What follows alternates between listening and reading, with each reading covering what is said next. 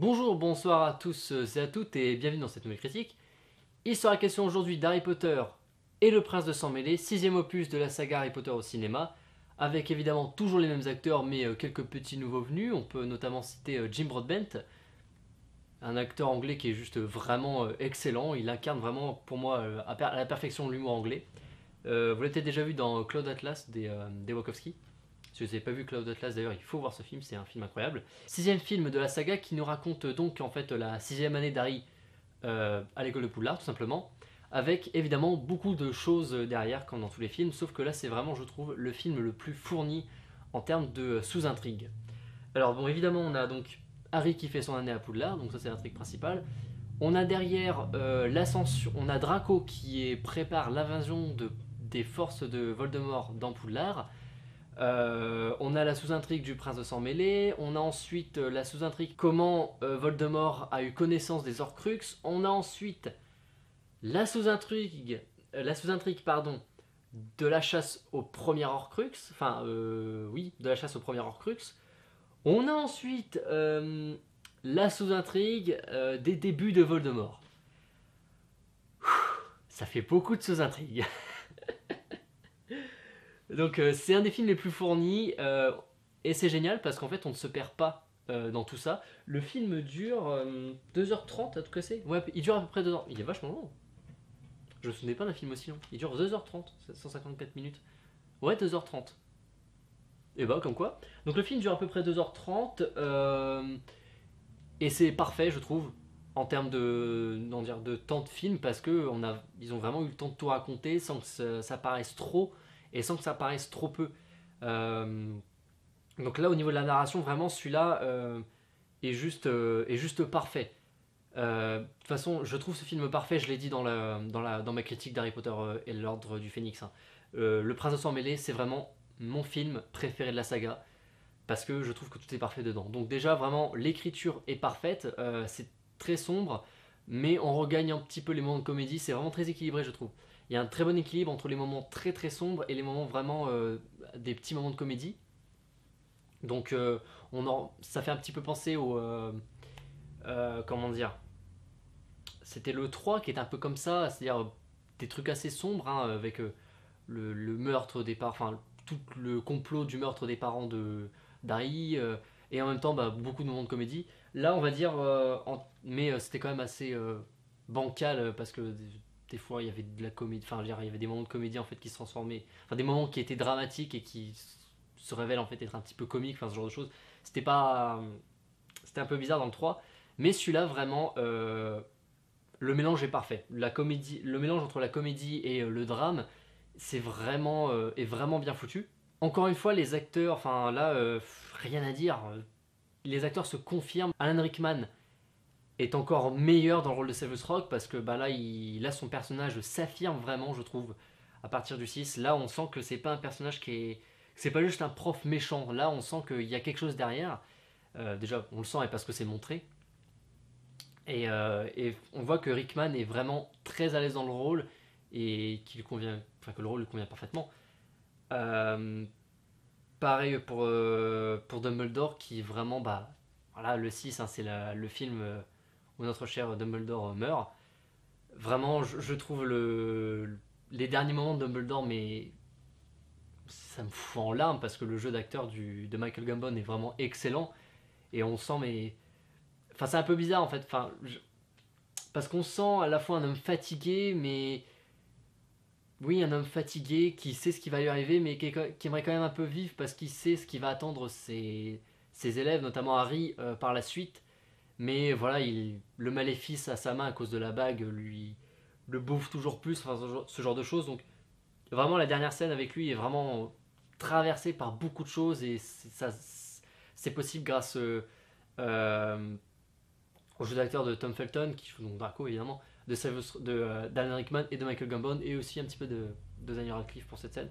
C'est aussi un film assez intéressant parce que c'est le premier film où là, on va dire, on est face à des. S'il y avait. Comment dire. On est face à des personnages, au niveau des élèves, je parle, on est face à des personnages qui se comportent enfin complètement comme des jeunes ados, comme vraiment des ados de 16, 17, 18 ans. dans le sens où, là c'est 6ème année, donc c'est 16 ans. Donc de 16 ans. Dans le sens où c'est le film où il y a les premiers amours vraiment des personnages. Je veux dire, premier amour d'Hermione, premier amour de Ron et de Harry. Enfin, premier amour d'Harry, entre guillemets, parce que bon, ce sera son premier et seul amour dans toute la saga. Alors vous allez sûrement dire oui, mais Crom et de ça dans le 5, dans le quatrième. Est-ce que ça compte vraiment? Je sais pas, pareil pour Cho avec Harry, ils se sont juste embrassés et puis après il n'y a plus rien eu. Donc bon, voilà, est-ce que c'est vraiment un premier amour? Je sais pas. Là c'est vraiment pour moi l'épisode des premiers amours, que ce soit avec Ginny, avec Ron, avec Harry, enfin avec tout le monde. Tout le monde se baise à Poudlard, c'est génial. Pardon, c'est un peu violent dit comme ça. C'est pas, il y a des sous-entendus dans le film quand même, donc voilà. Euh, est-ce que c'était dans celui-là où il y en a un à partir du 4, il y en a un où il y a un gros sous-entendu, il me semble que c'est dans le 6. Il y a une grosse blague, mais bien. Ah oui, non, c'est dans le 4 où Harry et Hermione parlent de Crom et Hermione dit de Crom qu'il est plus du genre à être physique que, que de parler. Première grosse blague de cul de toute la saga et il y a le sous-entendu est là. Et là aussi, il y en a quelques-unes dans celui-là. Donc là, c'est vraiment un. Là, les sorciers sont. Ils sont pas juste catégorisés comme sorciers. C'est-à-dire, c'est. En fait, c'est limite, de la façon dont je le vois, le film nous les présente comme des êtres humains qui auraient eu un DLC sorcier, tout bêtement. Je reprends un peu le vocabulaire du jeu vidéo, mais voilà, ils ont payé le DLC à 15 balles qui leur permet d'être sorciers. C'est un peu ça. Et ça fait qu'on a des scènes déjà où les personnages sont en couple, véritablement. Et aussi une scène par exemple au tout début quand Harry invite la serveuse de l'espèce de café dans le métro à aller boire un verre après. Enfin, euh, moi je trouve ça ce genre de choses. Enfin, c'est des petits trucs comme ça qui font qu'on s'attache encore plus au personnage et qui renforcent beaucoup l'univers dans le sens où, excusez-moi, dans le sens c'est le genre de trucs qui renforcent beaucoup l'univers dans le sens où en fait l'univers d'Harry Potter, enfin du monde magique d'Harry Potter, s'ancre à l'univers des Moldus et donc au nôtre, de lecteurs et des personnes qui vont voir le film au cinéma. Ou, enfin maintenant on n'est plus au cinéma, enfin vous m'avez compris. Et ça fait qu'en fait on s'attache encore plus à cet univers, aux personnages, et donc ça fonctionne superbement bien, et c'est le film qui le montre le plus. Déjà avec cette petite scénette toute bête d'Harry qui propose un café à cette Moldu, mais aussi avec la scène où les Mange-Morts s'attaquent directement aux Moldus avec le pont, enfin en détruisant le pont de Londres, j'ai oublié le nom, il a un nom spécifique ce pont, c'est un très beau pont d'ailleurs, mais j'ai pas vu en vrai, mais sur les photos je trouve ça magnifique. Et j'ai oublié le nom. Mais enfin, là vraiment d'avoir une attaque frontale des mange-morts sur le monde moldu, ça aussi c'est pour dire que voilà, c'est pas deux mondes séparés, c'est deux mondes qui cohabitent. Il y avait déjà cette idée avec alors c'était dans le. Il me semble que c'était dans le 3 où il était question d'incidence. Non, dans le 2. Alors je sais plus, il y avait un épisode, un des opus de la saga, où il était question de régler, que le ministère de la magie règle quelque chose avec le ministre britannique. Il y avait un truc dans le genre, peut-être dans le 6 d'ailleurs en final. Mais il y avait un truc dans le genre dans un des opus, vous pourrez me confirmer ça dans les commentaires. Euh, donc oui, c'est le genre de choses qui vraiment nous accrochent encore plus à l'univers, et c'est juste bien amené quoi. Au niveau de la réalisation, David Yates gère sa race, vraiment. J'en veux pour preuve déjà bon, la scène d'attaque des mange-morts sur les moldus, mais la scène d'arrivée du train, qui est juste mythique selon moi. Dans le premier film, le train arrivait, c'était des couleurs vraiment très vives, très chaleureuses. La musique était c'était du John Williams qui fait des trucs joyeux, donc voilà, c'était très joyeux, tout le monde avait le sourire, et puis et comment dire, et le train il arrivait majestueux.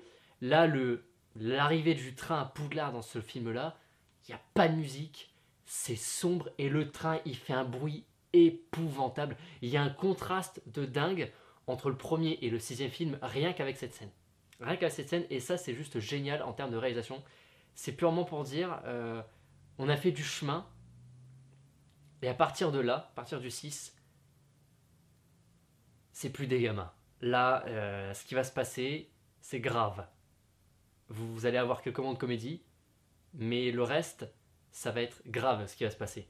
Et moi je trouve ça parfait. Je trouve, c'est rien que pour cette scène, franchement, je vois pas pourquoi on peut pas dire que ce film. Beaucoup de gens, j'ai vu sur internet que enfin, de ce que j'ai vu, c'était le moins aimé. Alors je comprends pas parce que c'est juste génial. Alors, je peux comprendre pourquoi éventuellement, enfin si, je peux comprendre pourquoi il est éventuellement moins aimé parce qu'on passe pas assez de temps sur le Prince de Sang Mêlé et sur la mort de Dumbledore. On passe pas assez de temps sur la mort de Dumbledore. Après ça c'est, je dis ça dans le sens où il aurait fallu une mise en scène pour que l'événement soit vraiment un peu plus lourd. Là c'est il tombe et puis voilà on allume les baguettes. Très beau moment d'ailleurs, le moment où toutes les personnes de Poudlard allument leurs baguettes vers le ciel pour chasser la marque noire dans le ciel. Moi je trouve ça, c'est un moment qui, j'étais en mode, waouh, ouais quand même, c'est beau. C'était vraiment un très beau moment. Mais c'est vrai que la mort de Dumbledore en elle-même manquait d'un petit truc, genre, je sais pas, une scène où on le voit tomber pour vraiment dire que merde, putain, c'est en train d'arriver. Ce genre de choses, là, c'est, voilà, voilà, il tombe au ralenti et puis hop, cut. Bon, voilà. Mais ça reste une mort assez tragique, mine de rien. C'est vraiment, je pense, une des morts les plus marquantes de la saga. La musique,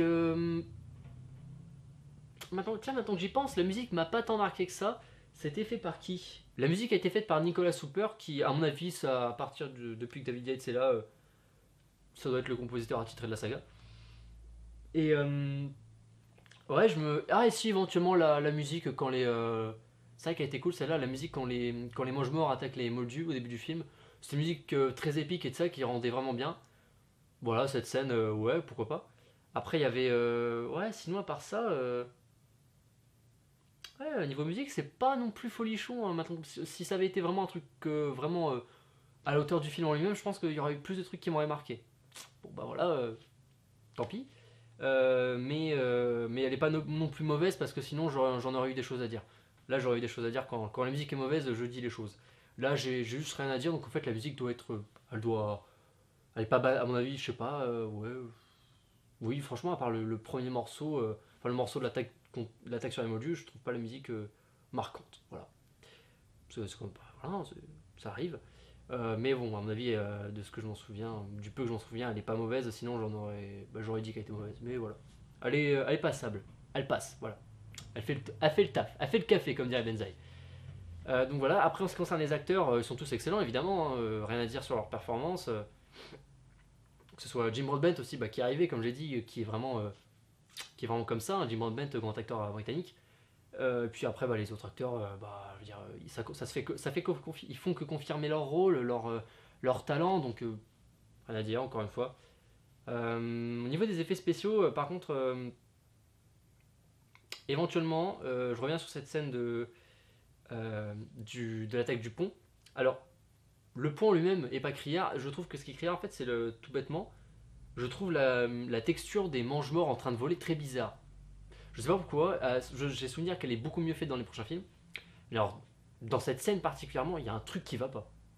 C'est, c'est vraiment. C'est genre un mur blanc sur lequel on aurait balancé gros truc de peinture noire. Ça rend vraiment pas bien. Je sais pas ce qui s'est passé à ce niveau-là. L'infographiste a dû chier dans son pantalon ou un truc dans le genre. Mais vraiment, les mange-morts passent bizarrement dans cette scène.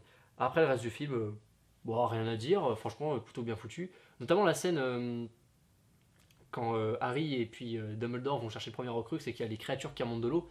Je trouve les créatures très bien faites. Pendant très longtemps, je me suis demandé si c'était pas bah, des vrais cascadeurs et tout. Il y a, à mon avis, sur quelques plans très rapprochés, ça devait être des vraies personnes. Mais dans leur ensemble, mais même des fois, avant, dans leur ensemble, je me disais putain, quand même, ouais, ça a l'air d'être de vrais gens. Je sais plus en quelle année il est sorti d'ailleurs ce film, parce que c'est intéressant de voir. 2010. On dit 2009. 2009. C'est pas possible ça. Parce que dans ma critique d'Ordre du Phénix, j'ai dit que c'était 2009 aussi. Alors celui-là doit être de 2009. Ah non, non. L'Ordre du Phénix c'est 2008 et celui-là c'est de 2009. Je me souviens. Et bah ouais, pour du. Ah bah 2009 c'est la même année qu'Avatar. Comme quoi. Bah ouais, parce que pour le coup, là, bah, je trouve limite les effets spéciaux d'Harry Potter et le Prince de Sang Mêlé plus convaincants que ceux d'Avatar, c'est pour dire. J'ai rien contre Avatar, hein, c'est un très bon film. Enfin, un film sympa. On en reparlera d'un jour d'Avatar peut-être. Parce qu'il y a le 2 qui va sortir l'année prochaine. Mais dans ce. Oui, enfin.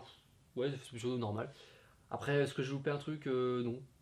Non, vraiment, dans son ensemble, le film est vraiment très bon. Donc voilà, par ça, voilà, pas grand chose à dire, même si j'ai dit pas mal de. Enfin, deux, trois trucs quand même, je pense, plutôt cool. Pas grand chose à dire, si ce n'est que vraiment meilleur de la saga, la réalisation est vraiment top. David Yates s'est fait plaisir. dans ce film. Je trouve que même dans les deux suivants, il se lâchera un peu moins. Là, vraiment, c'est celui avec la réalisation, la meilleure réalisation, et tout le reste au même niveau. C'est vraiment plein de petits trucs, encore une fois, qui font que ce film est génial.